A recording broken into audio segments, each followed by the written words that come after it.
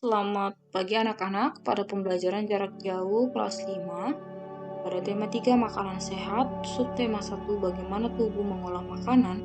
Pada mata pelajaran IPA, kita akan belajar tentang organ-organ pencernaan serta fungsinya baik pada hewan maupun kepada manusia. Nah, pertama organ-organ pencernaan hewan dan fungsinya. Selain manusia, hewan pun memiliki organ pencernaan. Organ pencernaan pada hewan berbeda-beda. Ada yang memiliki organ pembuluh, empedal, lambung, atau usus. Organ-organ pencernaan tersebut mencerna makanan yang masuk ke dalam tubuh hewan dalam sebuah sistem pencernaan. Nah, ini merupakan sebuah sistem pencernaan dari hewan, yaitu serangga. Nah, yang pertama, makanan masuk dan dikunyah menggunakan mulut. Lalu makanan yang sudah dikunyah masuk ke dalam tembolok. Tembolok itu adalah tempat penyimpanan sementara makanan. Lalu makanan yang disimpan lalu masuk ke empedal atau namanya lambung pengunyah. Nih, empedal, lambung pengunyah. Gunanya untuk apa? Untuk dilumat dan dihancurkan. Makanan tersebut akan dilumat dan dihancurkan. Lalu, setelah hancur, makanan masuk ke dalam lambung untuk dicerna oleh enzim. Jadi di dalam lambung ada enzim yang membantu proses pencernaan. Lalu masuk ke usus untuk diserap. Nah, sisa-sisa makanan kemudian dibuang melalui anus. Ya, tempat membuang kotoran itu anus. Nah, ini ada hewan, yaitu hewan ruminansia. Apa maksudnya? Hewan yang memamah biak.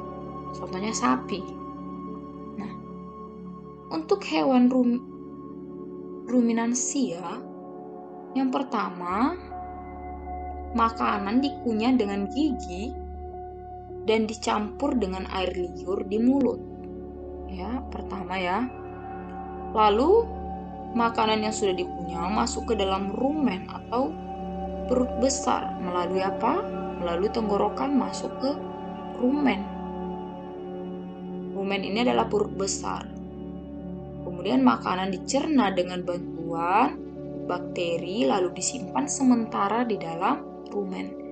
Makanan disimpan sementara di dalam rumen.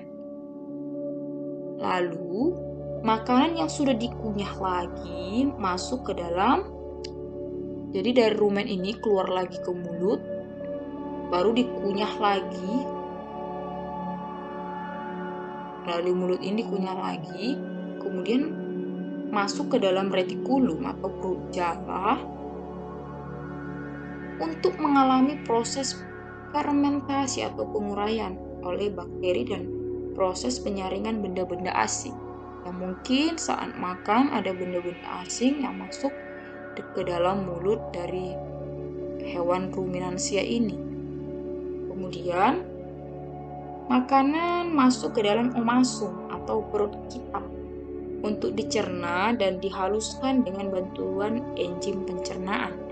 Jadi di omasum sudah dibantu oleh enzim pencernaan. Lalu setelah itu makanan masuk ke dalam abomasum atau perut asam. Nah, untuk apa? Untuk dicerna dengan bantuan enzim. Kemudian mematikan bakteri jahat yang ada di dalam makanan.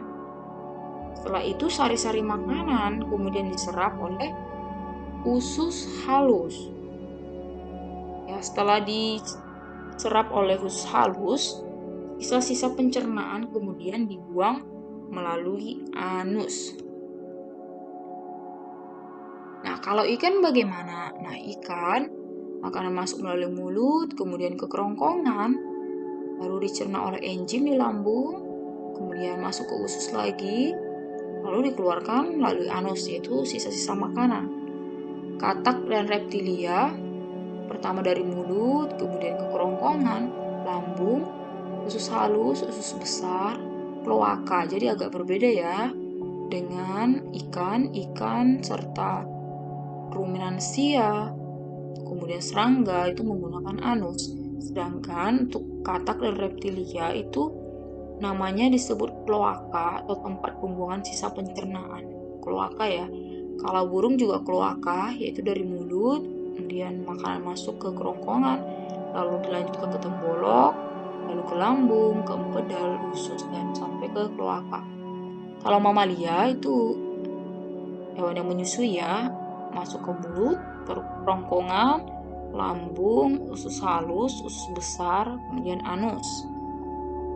Nah, kalau organ pencernaan pada manusia dan fungsinya kira-kira apa ya?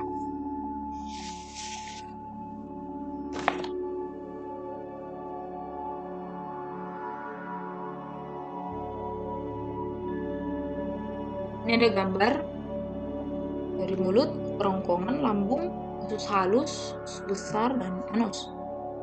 Nah, mulut itu tempat makanan dihancurkan.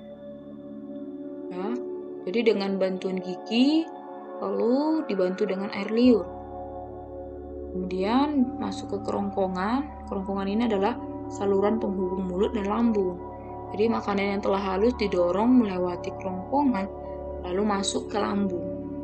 Lalu setelah di lambung ini tempat pencernaan makanan dengan bantuan enzim. Setelah di lambung, makanan dicerna menjadi bentuk yang sederhana dengan bantuan enzim. Lalu yang keempat, usus halus. Usus halus itu adalah tempat penyerapan sari-sari makanan. Jadi, makanan yang telah halus tersebut kemudian masuk ke dalam usus halus untuk diserap sari-sarinya.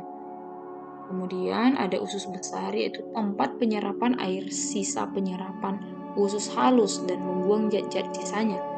Jadi, sisa penyerapan dari usus halus kemudian masuk ke dalam usus besar untuk diserap airnya dan dibuang zat-zat sisanya. Terakhir, anus, saluran pembuangan sisa pencernaan. Jadi, sisa pencernaan kemudian dibuang melalui anus. Inilah proses pencernaan pada manusia. Dari mulut dulu ya, ke kerongkongan, lambung, lalu ke usus halus, kemudian usus besar, dan terakhir ke anus. Proses pencernaan pada manusia. Ayo ingat kembali urutan proses pencernaan makanan di dalam organ-organ pencernaan manusia. Kita lihat yuk. Oke. Pertama itu dari mulut ke kerongkongan, lalu ke lambung, usus halus, usus besar, dan terakhir anus. Semua organ tersebut memiliki fungsi yang penting bagi tubuh kita. Nah, apabila salah satu organ pencernaan tersebut mengalami kelainan atau penyakit, sistem pencernaan tubuh kita akan terganggu, ya. Nah, jadi kita penting menjaga makanan kita, apa yang kita makan, supaya proses pencernaan ini boleh berjalan dengan baik. Oke, baiklah, demikianlah pembelajaran kita tentang organ pencernaan. Kiranya kamu dapat paham dan dapat mengulangi video ini apabila kamu tidak paham. Bye-bye.